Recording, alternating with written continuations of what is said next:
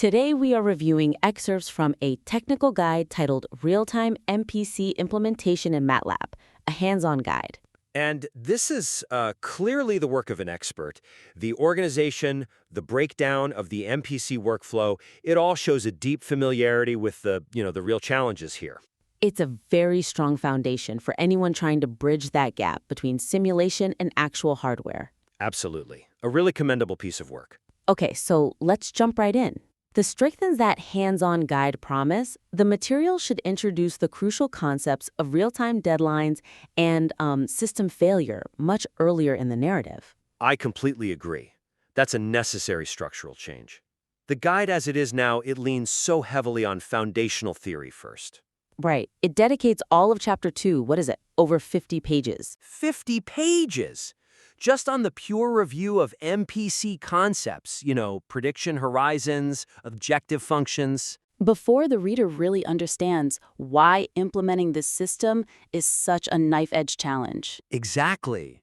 And the really critical stuff, the real-time operating systems, deterministic execution, that's currently in Chapter 5. It feels like an afterthought. It feels tacked on. It creates a kind of motivational void, doesn't it? It does. You're talking about simplifying complex models in Chapter 3, or that, often painful process of selecting horizons, NP and NC. But without the context, without that computational guillotine hanging over the whole project. So if the reader doesn't feel that immediate pressure of the real-time clock, all those design choices that follow just feel arbitrary or purely academic. So I wonder, though, if we push all those constraints to the front, do we risk overwhelming the reader before they even grasp the basic math? It's a balance, for sure. But I think the payoff of front-loading the constraint is justification. You define the problem before you offer this very complex solution. Okay, so the suggestion is immediate integration, right after defining what MPC is in Chapter 1.1. We need to bring in the necessity of real-time operation. Pull those key concepts about guaranteed timing and determinism right out of Chapter 5 and put them front and center. And that reframing establishes the central, non-negotiable constraint, that absolute temporal deadline.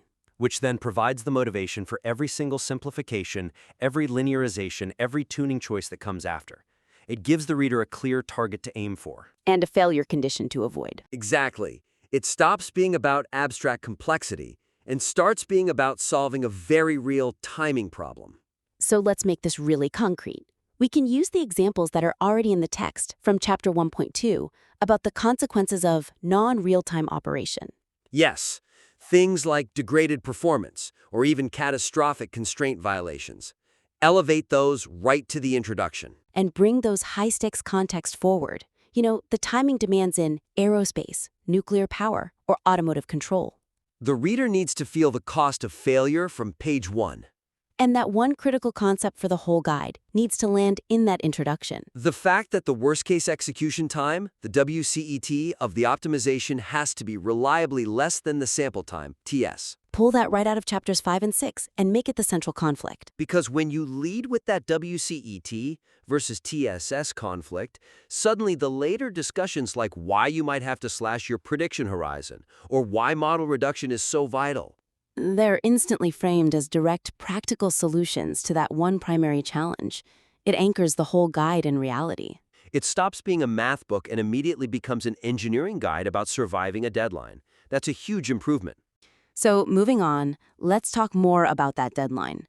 Given that solving the optimization within the sample time is the defining constraint, the guide should expand the practical methods for verifying that worst-case execution time and monitoring real-time performance. The current material is solid on identifying the optimization solver as the main computational load. And it correctly says, reduce your horizons to manage WCET. But there's a weakness there. There's a gap between identifying the need for a low WCET and providing specific, actionable strategies for measuring it. For guaranteeing it on the deployed hardware, it goes beyond just saying, reduce your parameters. Right. A timing overrun is defined as a real-time failure in Chapter 6.4, which is great. It's very strong. But the actual tools, the systematic process for measuring it, that's only vaguely touched on in the monitoring sections. So the reader is basically told, don't fail, but without a reliable checklist of how to verify they haven't failed on their specific platform. The real missing link here is moving from identifying the problem, the WCET, to detailing the systematic steps the reader needs to take on their actual hardware. We have to prevent them from just resorting to trial and error, hoping they'd got their horizons small enough. Precisely. If we're asking them to manage WCET, we have to teach them how to systematically measure it.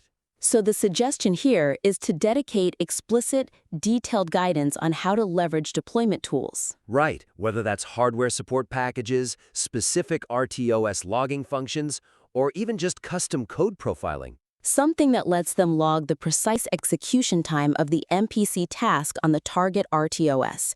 This makes detecting overruns systematic, not just reactive. That's what makes it genuinely hands-on. We need to get beyond the theory and deep into tool utilization. So what are the concrete examples we could suggest for this, for the real-time monitoring? Well, first, we should expand on actively monitoring the optimization solver's status output. Like the exit flag from MPC Sim or the status port on the Simulink block? Exactly, that's crucial. It helps you spot not just outright failures, but also the more subtle cases where convergence time got dangerously close to the deadline. So if the solver is consistently reporting just marginal success, that's a huge warning sign. A massive one. And second, we should provide detailed step-by-step guidance on how to configure overrun detection in the generated code itself. Show them how to link that flag to a logged variable or even something as simple as a digital output pin on the real-time hardware. Yes, because logging both the flag and the actual execution time is so important. The overrun flag tells you if you failed. But the logged execution time tells you how close you came to failing on all the previous successful runs. That data's gold. Tiered approach to fixing it. Reinforce that iterative design process. Prioritize solutions based on what? Complexity and cost? Yeah, a priority hierarchy. First, you try simplifying the MPC problem itself. Decrease NP and NC, or reduce the model complexity. The software-side solutions that maximize your existing hardware. Right. And only after you've exhausted those options should the guide suggest resorting to increasing the sample time, TS, which hurts performance. Or, worst case, upgrading the physical computing hardware. That sequence tells the reader how a real control engineer thinks under pressure. It gives them an immediate troubleshooting guide rooted in that real-time constraint, which is just so much more valuable. Okay, the final high-level opportunity we see is leveraging specific constraint handling scenarios for early motivation. Oh, this is a great one, because it goes right back to the why. Why are we doing all this? The most compelling part of MPC is its ability to handle constraints. Which is detailed in Chapter 4.4, but it's demonstrated primarily through, well, pretty dry theoretical formulation. Meanwhile, the powerful real-world case studies, process control, robotics, energy systems, the things that show the true payoff, they're deferred all the way to Chapter 9. Page 212 in the table of contents. It's a classic delayed payoff. It is. If a reader is going to spend 200 pages wrestling with linear algebra and computational deadlines, they need to know what the economic and safety benefit is at the finish line. Why bother with all this complexity when a simple PID controller is, so much easier? MPC wins because it handles constraints predictively. That has to be the hook right from the start. The weakness is just that the guide delays demonstrating its own ultimate value proposition. So the suggestion is to integrate powerful, specific examples of constraint-driven operation into the early chapters. Into Chapters 1 and 4. To immediately illustrate how MPC unlocks those economic and safety benefits. We have to focus on the practical implications of different constraint types right away. I agree. Early justification is the anchor for the entire hands-on narrative. In the introduction, Chapter 1, we should use the ability to operate closer to optimal limits safely and reliably. That's the key selling point. Show them the money, basically. You can run your chemical reactor hotter or your robot faster, guaranteed, thanks to MPC. We should look at that section on constraints, Chapter 4.4, and strengthen it with more visceral, concrete scenarios. For sure. When introducing constraints, use specific examples of physical limits to really contrast the different types.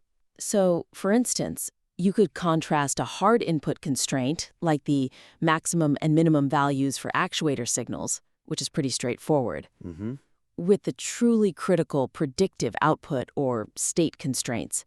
Things like limiting the internal pressure of a vessel or ensuring product quality stays within a specific temperature bound 3 minutes into the future. That highlights the predictive, value-add element that PID just can't touch. It immediately elevates the discussion, and we should also give the reader an early taste of the tuning art by explaining the trade-off of using soft constraints. Absolutely. Illustrate how tuning those min penalty and max penalty weights determines the balance between, say, avoiding a minor constraint violation versus achieving significantly better set point tracking overall. That practical choice is what real engineers face every day, and providing that context early on gives all the complexity an immediate, tangible purpose. It shows the reader that their mathematical tuning directly translates into operational strategy. Exactly. So this critique really focused on 3 major areas, all designed to refine that narrative flow and enhance the practical utility of the guide. Specifically, concentrate on shifting the discussion of timing requirements and worst-case execution time measurement to the very front. You need to make the necessity of your subsequent technical detail clear by immediately framing that WCET versus sample time constraint. And refine your guidance on using real-time monitoring tools. Provide concrete steps for leveraging solver status, execution time logs, and those overrun flags. By better framing both the computational deadline and the high-value constraint handling, you'll just reinforce the practical necessity of all your deep technical guidance. We genuinely look forward to seeing the revisions you implement. Please resubmit your work once you've had a chance to incorporate this feedback. Until next time. Keep pushing the limits of your work. We're here to help you make it even stronger.